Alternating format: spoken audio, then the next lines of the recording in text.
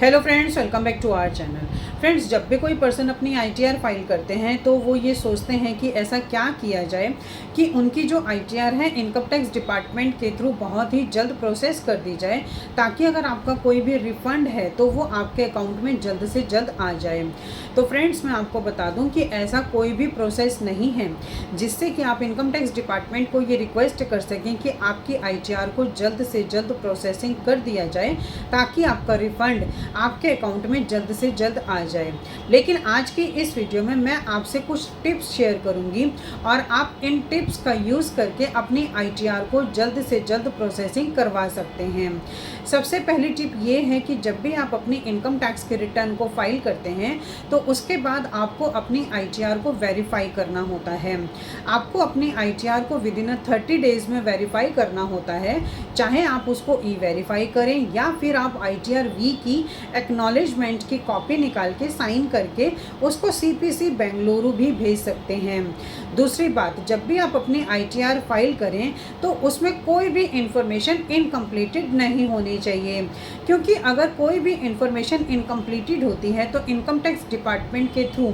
आपकी आईटीआर को defective ITR show कर दिया जाता है और आपको अपनी डिफेक्टिव आईटीआर को विद इन 15 डेज़ के अंदर अंदर रेक्टिफाई करना होता है।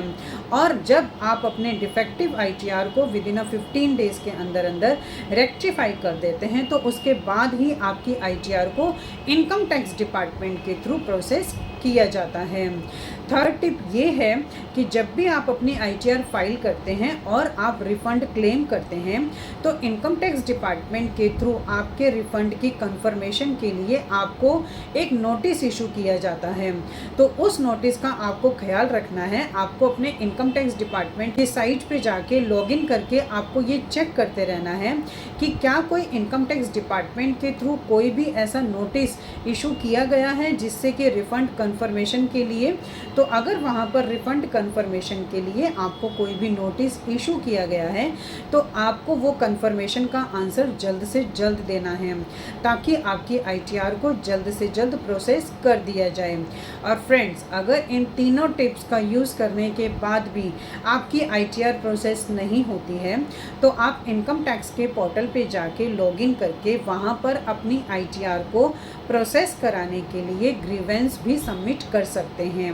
सो फ्रेंड्स, आई थिंक ये इन्फॉर्मेशन आपके लिए काफ़ी यूज़फुल होगी। इसी तरह की इन्फॉर्मेटिव वीडियोस को कंटिन्यू देखने के लिए आप हमारे YouTube channel and WhatsApp channel Protex corporate solutions Vandana Raheja को सब्सक्राइब, लाइक एंड शेयर करना ना भूलें। Thank you.